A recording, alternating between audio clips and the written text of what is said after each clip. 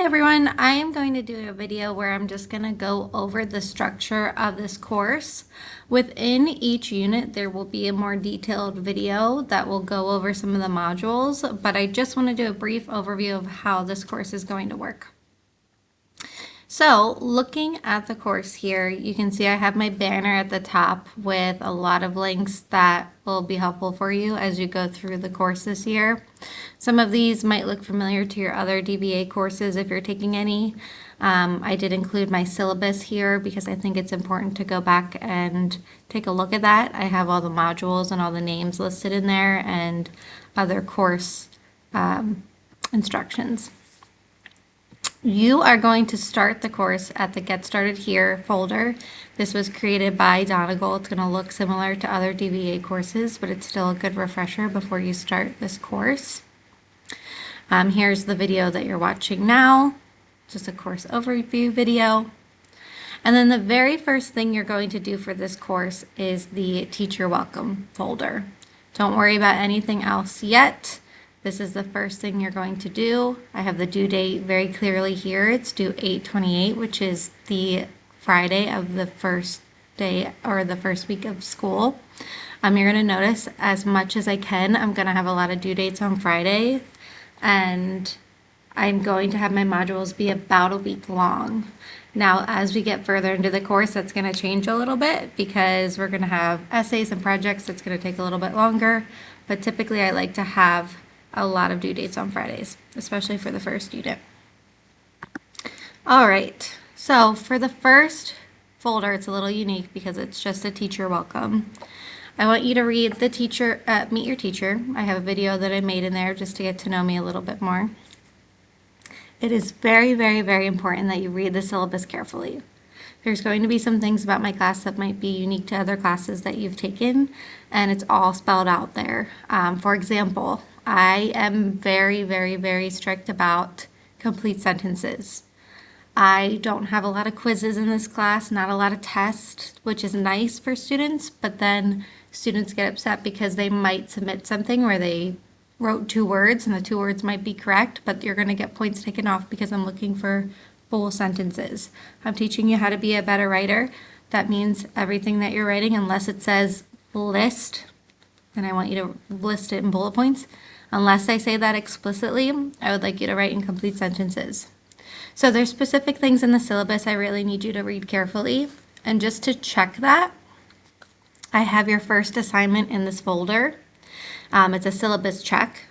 Now notice here, do you see how it says 5 and there's a star or asterisk next to the 5? In this course, if there is anything that is going directly in the grade book, I will indicate that by putting the point value next to it and an asterisk or that little star. So this little star is called an asterisk. So that means that is going to be your first grade for this course. Anytime I'm grading anything, it is going to have that little star next to it. Now, that doesn't mean that the things without a star are not going to count. There is something that I'll explain in the syllabus called a participation grade. That's worth 20 points, which is a lot.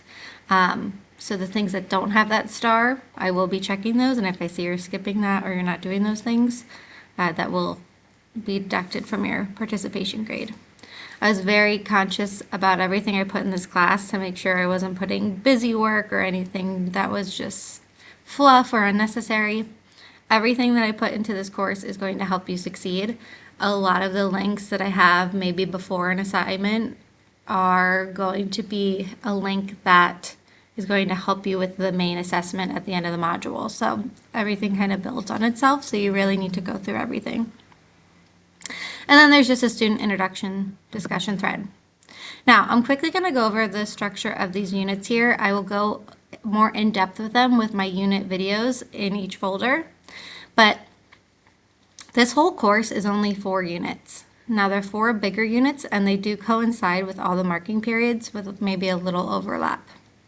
So the first unit, the main essential question is, what do we understand about the human experience from stories? So that's the question at the top. You're going to start with the unit video where I'll discuss all the modules and the expectations and maybe some unique things about that module, or sorry, unit folder. I'll always have the pacing guides and due dates in there. I highly recommend if you have any kind of calendar or agenda or anything like that, putting the due dates right into your calendar and how many points everything is. And you can see the total points for this unit at the bottom.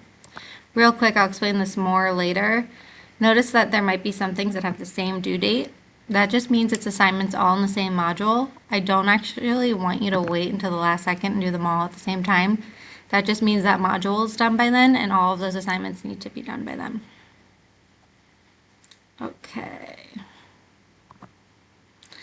So each unit is approximately 8 modules.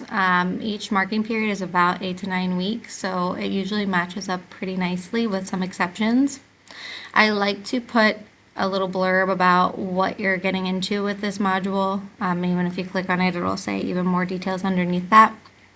And then I will put the dates that you're going to be doing that module. And the due date is typically the last date there. So looking at module 1, I'm always going to have an agenda there for you. The agenda is really nice because I have everything linked. So always start at the agenda. It's going to tell you what to do for your warm-up, activity 1, activity 2, 3, and then the major assessment at the end. Now see how I have everything linked here? For most of this course, you barely need to leave the agenda. The only time you need to leave the agenda and go back into Schoology is if you need to do a Schoology assignment, because I can't link these directly into the agenda, unfortunately. But what I will do is put a screenshot like this in there, which will indicate that you have to go back to the folder. Excuse me. So if you notice activity 1, there's instructions, activity 2, there's a lot that you're going to be doing here. But the only thing I will be grading is anything that says assessment. And I have it here too. See how I have that asterisk and the point value? I'll always be very clear what's graded.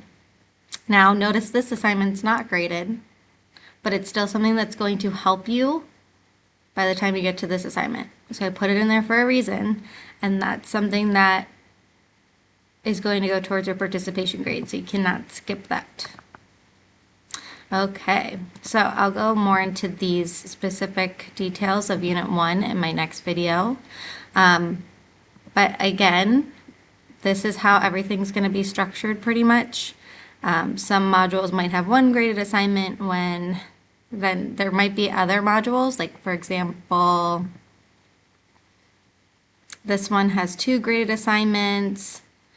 I know Unit 2 has 2 big projects, and I like to break the projects down for you instead of just saying, hey, you have 2 weeks to do this big project. Instead, I'll break it down for you, and I'll do part 1, part 2, part 3, part 4, which might look overwhelming at first, like you have a lot to do, but it's actually my way of taking a bigger project and just breaking it down step by step by step. So there's going to be some bigger projects like that where I'm just going to have several parts. Now typically those types of modules I'll give you about 2 weeks to do. It's incredibly vital that you do not wait until close to the due date to do these. It's on you to be responsible and work about 15 minutes, 20 minutes a day to get through these modules. You cannot skip 2 or 3 days and then try to cram it in. You're going to stress yourself out and you're not going to produce good work and you're not going to learn what you need to learn. With that being said, if you ever are sick or something's going on, please let me know. I can maybe work something out for you, but this is something you need to do every day. For example, my in-person learners are here 50 minutes a day. So you need to make sure you're doing a little bit of this every day. And then if you're doing a little bit every day, there's really no reason you can't even work ahead. There will be times I will post modules ahead of time, and you're welcome to go ahead if you would like to. I just ask that if you go ahead, you're not rushing and producing work that is beneath what you can do. All right, so I will have a more detailed video for the units that you can look in the folders where I'll go over these modules a little bit more, but that's the basics of this course. I'm going to grade everything in Schoology. Everything that's graded has that little star next to it, and then you'll have the